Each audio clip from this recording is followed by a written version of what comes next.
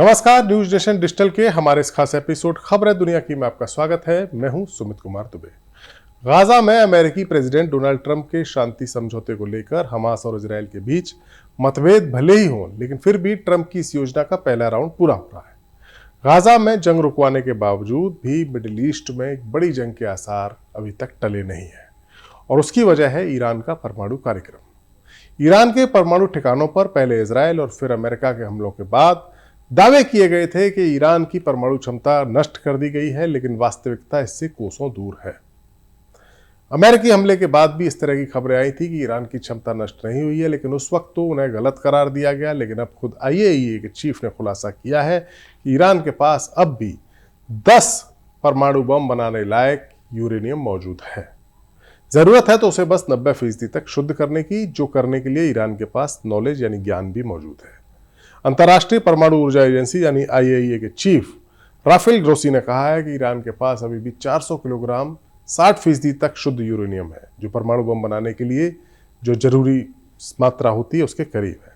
हाल ही में अमेरिकी vice president JD Vance ने कहा था कि 400 किलोग्राम यूरेनियम से 10 परमाणु बम बनाए जा सकते हैं।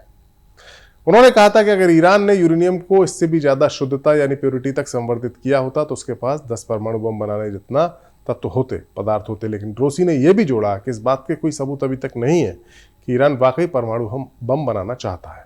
ईरान बार बार कहता आया है कि वो परमाणु हथियार नहीं बनाना चाहता। हालांकि ग्रोसी ने जोर देकर कहा कि इसकी पुष्टि के लिए उनकी एजेंसी को इंस्पेक्शन दोबारा शुरू करना होगा।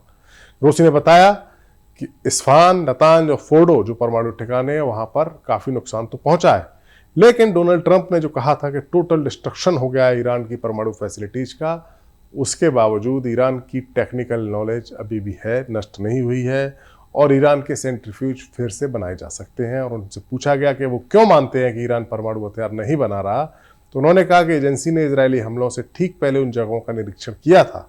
उसके बाद से हमें सैटेलाइट के जरिए हम निगरानी कर रहे हैं और बाकी देश भी हमारे ही नतीजों पर पहुंच रहे हैं।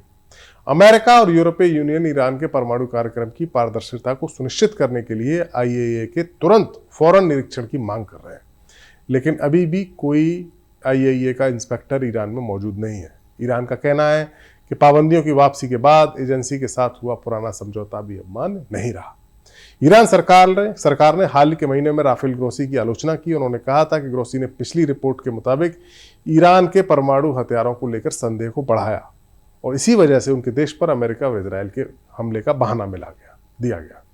ईरान के साथ परमाणु डील के लिए ट्रंप ने जंग से पहले भी कोशिश की थी और अब भी कोशिश की जा रही है पर्दे के पीछे। हाल ही में ट्रंप ने इजरायल की संसद में अपनी स्पीच के दौरान ऐसा इशारा किया था कि बातचीत हो रही है, लेकिन ईरान के सुप्रीम लीडर अयातुल्ला खामेनेई ने ट्रंप का मजाक बना दिया।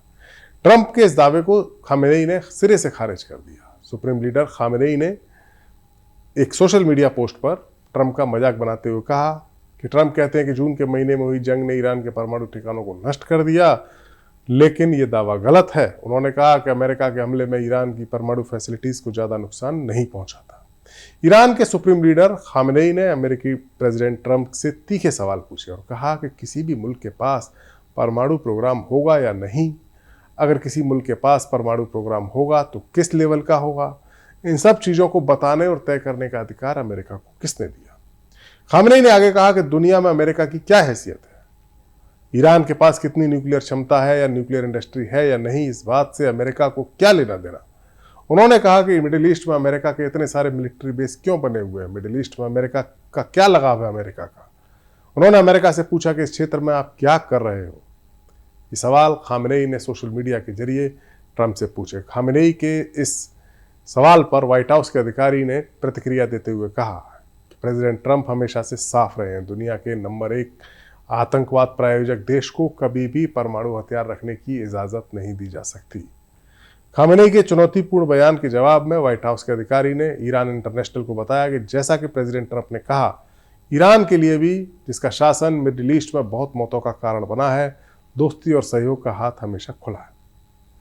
इस अधिकारी ने ट्रंप के हालिया बयान जो इजरायली संसद में दिया था उसका भाषण का हवाला देते हुए कहा कि इस इलाके के लिए सबसे बड़ा फायदा यह होगा कि ईरान के लीडर्स आतंकवादियों का समर्थन करना छोड़ दें, इजरायल के अस्तित्व को स्वीकार कर लें। दरअसल न्यूक्लियर डील को लेकर अमेरिका ईरान के बीच कुछ राउंड की बातचीत तो हुई थी, लेकिन उसके बाद इजराइल के ईरान पर हमले और फिर अमेरिका के उसमें शामिल होने के बाद वो बातचीत बंद हो गई। ईरान के विदेश मंत्री ने जोर देकर कहा है कि अब जब तक अमेरिका अपनी अव्यवहारिक और अत्यधिक मांगों वाली नीतियों को त्याग नहीं देता, तब तक ईरान न्यूक्लियर डील की बातचीत की टेबल पर लौटने के लिए तैयार नहीं है।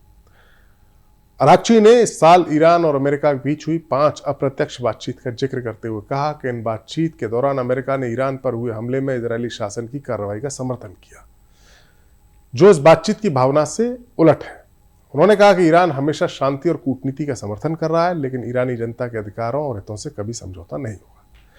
इस तरह की बयानबाजियों, IAEA के चीफ के स्टेटमेंट से साफ साफ इशारा मिल रहा है कि ईरान के साथ अमेरिका की बात अभी अटकी हुई है और ईरान के परमाणु बम बनाने की क्षमता अब भी बरकरार है।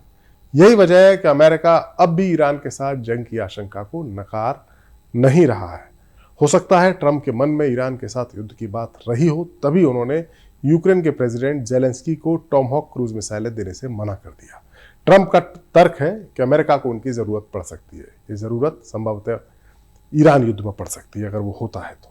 अब देखना होगा कि क्या वाकई मिडिल ईस्ट में ईरान के साथ अमेरिका का कोई बड़ा युद्ध होता है या फिर ईरान परमाणु समझौते के तहत अपने न्यूक्लियर बम बनाने के ख्वाब को त्याग देता है। हमारा वीडियो आपको कैसा लगा? कमेंट सेक्शन में जाइए और अपनी राय हमें जरूर दीजिए। नमस्कार।